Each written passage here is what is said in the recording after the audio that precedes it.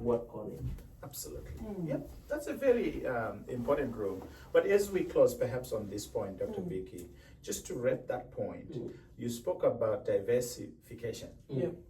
That's a strategy. It's a strategy. The way we look at the businesses, it's got a life cycle. Yep. Right? You've got the conception stage, especially for those that are starting and those that are in the midway. You start off with an idea, then the business comes alive. You set off your mission, you set off your vision. At each and every point, I like to look at it as a clock. At 6 o'clock, a certain decision has to be made. At 1:15, a decision must be made. 12 o'clock, 1:45, back to 6. We're constantly making decisions in the strategy room. Exactly. When you look at that, there's a danger of not making a decision because someone else will make that decision for you. That's right. It's either you'll be bought out or you die a natural death, right? But we must be grappled with key questions such as, okay, do we diversify? So when you look at the Thriving Kids program, where you're having a whole new scheme being set up, how do we diversify? A strategy could be diversification. Exactly. Another one could be downsizing.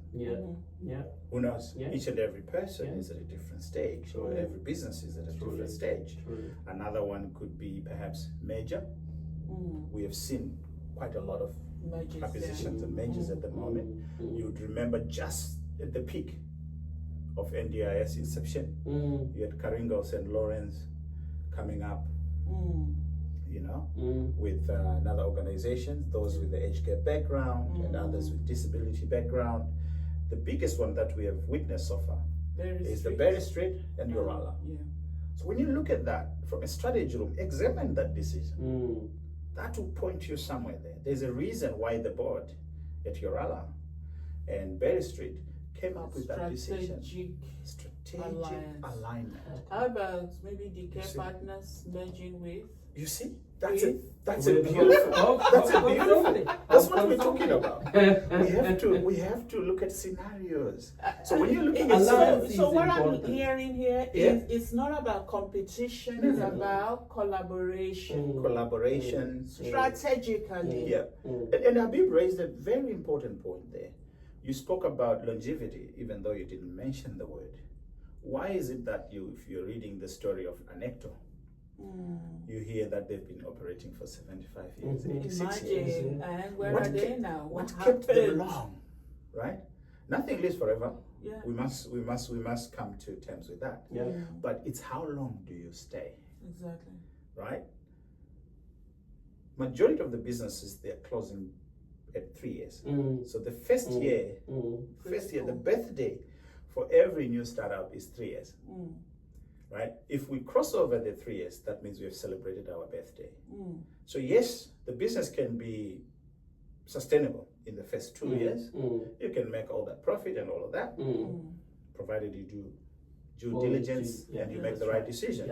But if you don't go beyond the 3 years, you're not a success story. You see? And I like that, Dr. Vicky, with some of the providers that you've worked with and that we have worked with, they are now sitting at 5 years. That's success. That's success.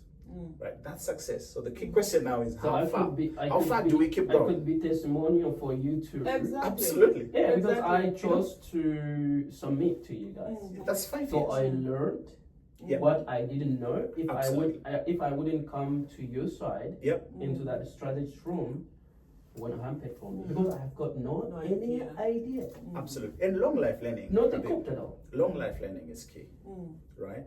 We must also invest in ourselves as well. Exactly. Very important, and that sort of adds up to that point that you raised.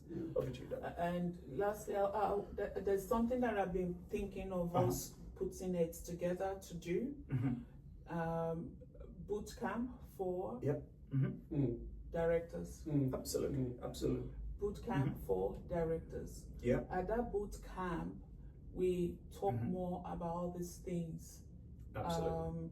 We give them and we connect them with strategically with people, the right resources. Absolutely. Okay. We're talking about banks. We already had the alliance with banks. And others. And many other things. internal auditing that we can do for them to make sure they are doing what they're supposed to do. Doing, Sure. You know, so that's something that I would want us to plan for. Brilliant, yeah. Absolutely. As the new year kicks in. Yeah. But also, Dr. Vicky, the narrative also must change. NDIS is just like Medicare. Exactly. But you don't see the GP clinical side of things being referred to as Medicare business or Medicare professionals. Yeah, it's true. Right? Yeah. We are not NDIS businesses. We are disability businesses. Exactly. And when you talk about disability, you can provide support to a person who has a disability who's not even on the scheme. We've got TAC. Yeah. Right? That's another different whole pocket. The Department of Education has got different schemes as well. That sort of deals with supporting children and young people in vocational education and things like that. But I think also as us providers, we need to identify who we are. We are not NDIS business. We are disability. That in itself. That's right. I think it's a brilliant idea. Hear from you, Doctor, and then also even Brighton here. The key thing I would really strongly advocate for the providers out there is for them to be in the environment. 100%. Environment is only where you can survive. Like a child, premature child goes stay in the incubator until they come to the level that the time of they can't come out of it and then just depend on mother's breastfeed. Yes. I think it is key for us to know that we need to be in the circle. Be in the environment. Like I want